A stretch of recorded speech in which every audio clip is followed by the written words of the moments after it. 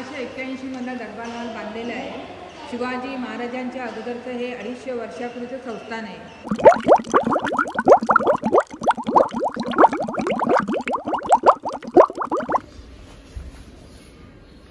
Hello guys, नमस्ते नमस्कार सत श्री अकाल. Welcome back to my YouTube channel what's today. तर एखाद्या ट्रिपची सुरुवात कशापासून होते? तर आपण जेव्हा बोलतो की ट्रिप तर ट्रिपची सुरुवात एक फुल प्रूफ प्लॅन पासून होते. तर आम्ही या टायमाला ट्रिप ऑर्गनाइज केलेली आहे आणि असं प्लॅन या टायमाला कोकणात जायचं. तर कोकणात जायचं तर प्लॅन कसा असणार, काय कसं असणार याची आम्हाला काळजी नव्हती, कारण की आमच्यावर होता अभिषेक राणे. हा तोच तो नेहमी आपल्याबरोबर नेहमी ट्रेकला किंवा कुठे जावं आपण तिथे असतो. तर काळजी का नाही, कारण की आम्ही गावाला जाणार. तर ट्रिप आली तर काही रिसोर्सेस लागतात, काही सोर्सेस लागतात आपल्याला. तर ट्रिप आली तर आपल्याला ऑलमोस्ट कोकणात जायचंय. तर ऑलमोस्ट आपल्याला 1200 ते 1300 किलोमीटरचा टोटल ओव्हरऑल जर्नी असेल. तर आता एवढे ओव्हरऑल जर्नीसाठी आपल्याला स्वतःची गाडी तर लागेल. म्हणूनच न्यू एर्टिगा. तर ही नवीन एर्टिगा आपल्या फॅमिलीमध्ये न्यू मेंबर आहे. सो आताच आम्ही जानेवारीमध्ये घेतली. ऑलमोस्ट 2 महिने झाले आणि मागच्या संडेला सर्व्हिसिंग करून आणली आहे, फर्स्ट सर्व्हिस. सो आता आम्ही 1200 ते 1300 किलोमीटरचा पल्ला गाठायला रेडी आहोत. तर मित्रांनो, दुसरी गोष्ट म्हणजे ट्रिप मेंबर्स. तर ट्रिप मेंबर्स कोण कोण आहेत? तर त्याच्यामध्ये पहिला आहे तो भूपेंदा, दुसरा आहे तो शशांकदा, तिसरा आहे तो मयूरदा, चौथा अभिषेक राणे, 5वा मी आणि 6वा माझा भाऊ मनीष. तो जबरदस्ती येतोय. कृपया करून नोट घ्यावी की तो जबरदस्ती येतोय. आम्ही त्याला नेण्याचा काहीच उद्देश नव्हता आमचा, पण तो मागे लागला, कारण की तो बोलतो कोकण मेरी जान. मग नेला त्याला.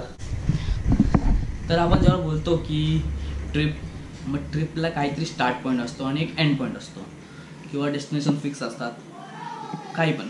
तर आम्ही रात्री 10:30ला निघालो आणि पहिला असं विचार केलं की ओल्ड मुंबई गोवा हायवे जावं, पण म्हणजे माहिती नव्हतं की एवढं रात्री लाईक रस्ते वगैरे ठीक आहेत का.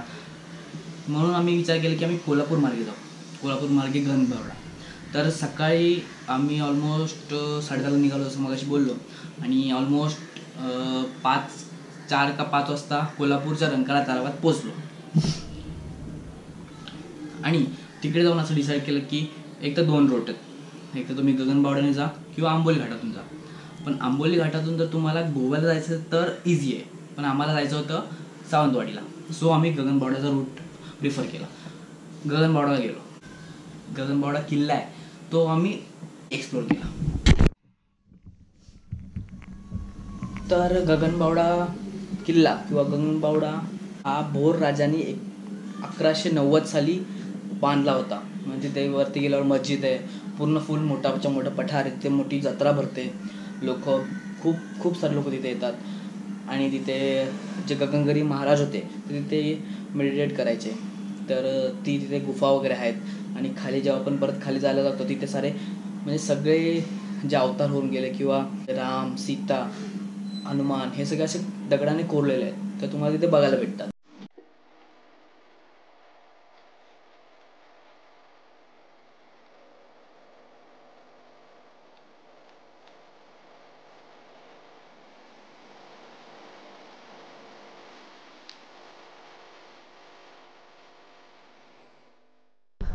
तर बघूया आता आतमध्ये कसं काय.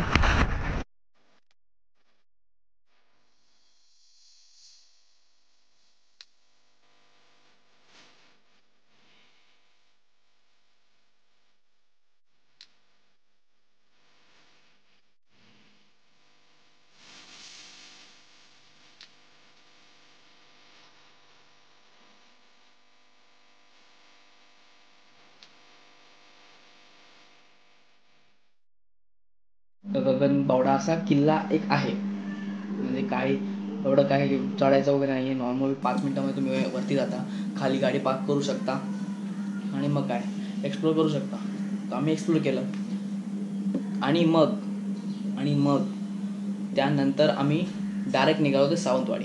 तर सावंतवाडी काहीतरी 58 का काहीतरी किलोमीटर्स आहे. काय बाबा चायनीज बिर्याणी आहे की तिथं माईक रे ठेवून ना माहिती कशाला सांगतोस बोलले ना. बाईक कशाला आणलं बघू रे जरा. काय बोलतो नको. तर आपण आता पोहोचतोय सावंतवाडीमध्ये.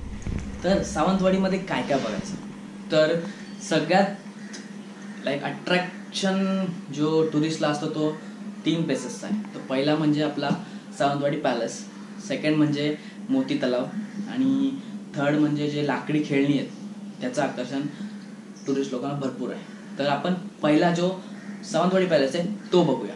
तर आज आपण आलोय सावंतवाडी पॅलेसमध्ये आणि माझ्यावर हा मयूर जात आहे. हा नेहमी फालतुगिरी करणारा. आणि आज नवीन माणूस आहे भूपेंदा, फोटो काढतो. आता सध्या बिझी आहे. तर आता पहिले आपण सगळं पॅलेसमध्ये काय काय हे बघूया, मग तुमच्याशी परत बाहेर गेला बोलतो. तर सावंतवाडी पॅलेस आहे ना 1753 साली खेम सावंत या राजांनी बांधला. आता त्या तिथे एंट्री फीस सुद्धा आहे. तर 30 rupees per person entry fee आहे. एवढी काय मोठी अमाऊंट नाही, तर तुम्ही ते प्रिफर करू शकता. तर हे झालं एक बेसिक जनरल इन्फॉर्मेशन. तर आता या राजवाड्याचं किंवा या सावंतवाडी पॅलेसचं काय इतिहास आहे आपण ते ऐकूया आणि मग हे पूर्ण ज्या पॅलेसची ती एक भेट घेऊया. तर बघा, 1881 मधला दरबार हॉल बांधलेला आहे. शिवाजी महाराजांच्या अगोदरचं हे 250 वर्षापूर्वीचं संस्थान आहे. हा सावंत भोसलेंचा राजवाडा आहे. हा जो फोटो आहे शिवरामराजे भोसले, हे 25 वर्ष आमदार होते. 1995ला एक्सपायर झाले. ते त्यांच्या आई राणी पार्वती देवी यांच्या नावाने पण सावंतवाडीमध्ये राणी पार्वती देवी हायस्कूल आहे. या राणीसाहेबांनी तो चित्ता आंबोलीला महादेवगड आहे ना तिथे मारला 1933 सालामध्ये. हा जो फोटो आहे रघुनाथराजे भोसले, चिताराणीमध्ये लाकडी खेळणी वगैरे बघायला गेला असाल तिथे रघुनाथ मार्केट राजांचं नाव दिलेलं आहे. हा जो फोटो आहे राणी जानकीबाई रायसाहेबांची आजी यांच्या नावाने पण सावंतवाडीमध्ये राणी जानकीबाई सुतिकाग्र मोठं हॉस्पिटल आहे. हा जो फोटो आहे श्रीराम सावंत, सावंतवाडीमध्ये श्रीराम वाचन मंदिर म्हणून राजांचं नाव दिलेलं आहे. हे सिंहासन पूर्ण चांदीचं, याच्या राज्याभिषेक झालेले शेवटचे राज्य शिवरामराजे भोसले. पूर्वीच्या काळी लेडीज आणि जेंट्स एकत्र बसत नसत. काम असतं तर लेडीजना वर बोलवायचे, समोरून जाळीचे पडदे वगैरे सोडलेले असायचे. ते स्टारमध्ये त्यावेळेच्या तलवारी आहे. सभा मिटिंग सर्व इथे भरायची. सावंतवाडी शहर हे लाकडी खेळण्यासाठी प्रसिद्ध आहे. राजवाडा म्हटलं की राजे लोक त्यावेळी गंजीफा म्हणून गेम खेळायचे. इथे आम्ही सर्व लोक बनवतो. आमच्या शोरूमला विक्रीला आणि बघण्यासाठी ठेवलेले आहे. गंजीफा म्हणजे विष्णूचे 10 अवतार. मत्स्य, कुर्मा, वराह, नृसिंह, वामन, परशुराम, राम, कृष्ण, बौद्ध आणि कलंकी असे 10 अवतार असतात. आणि कसं खेळायचं त्यासोबत तुम्हाला माहिती पुस्तिका दिली जाते.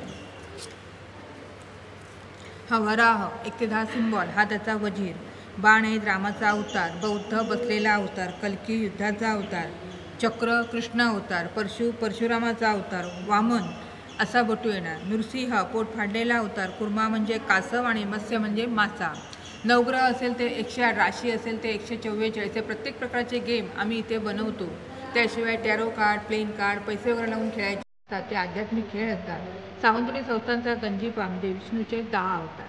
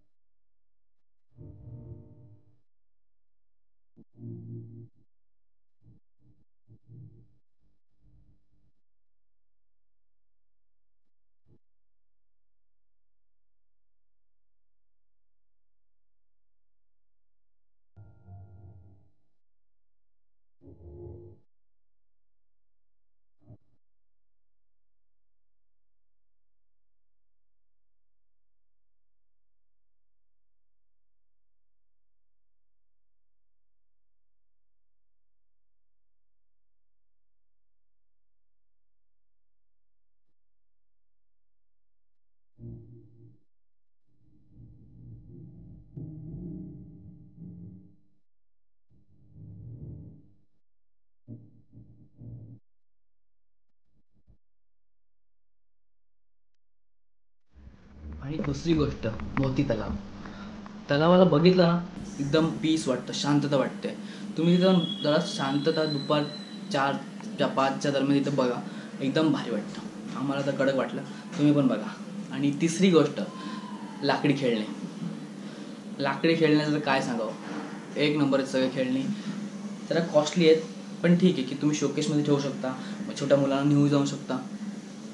आपल्यावर आहे आपल्याला कसं बघायचं आहे. भवरा आहे तिथे छोटे छोटे, मजा आली.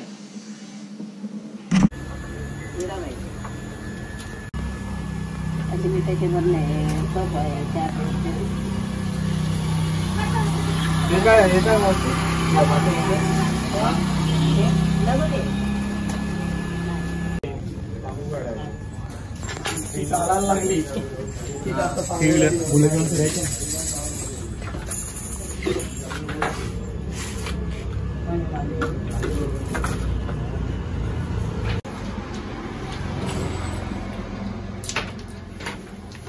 ये 30 रुपये. कुरकुरे हे कितीला आहे? 130 रुपये. 130. 130. रेल्वे वेळ आमचं बनवता येते. बनवून ओढून नाही. 1 to 10.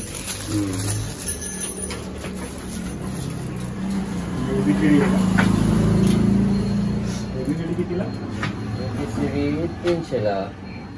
300ला हे 130ला. इंजिन गाड आहे.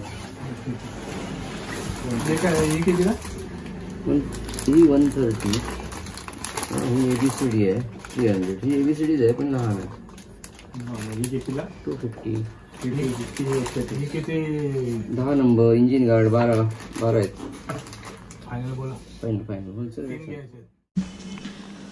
तर आता सगळ्यात मोठा प्रश्न जेव्हा आपण दुपार होते किंवा संध्याकाळ होते तेव्हा आपल्याला सगळ्यात मोठा प्रश्न पडतो ते म्हणजे जेवायचं काय. मित्रांनो आज आपण आता सावंतवाडीमध्ये फिरतोय. तर सावंतवाडीमध्ये सगळ्यात भारी जेवण हे महालक्ष्मी भोजनालयामध्ये भेटतं. तर आपण आता तिथे जाणार आहेत. तर तुम्हाला दाखवतो ते काय काय आहे.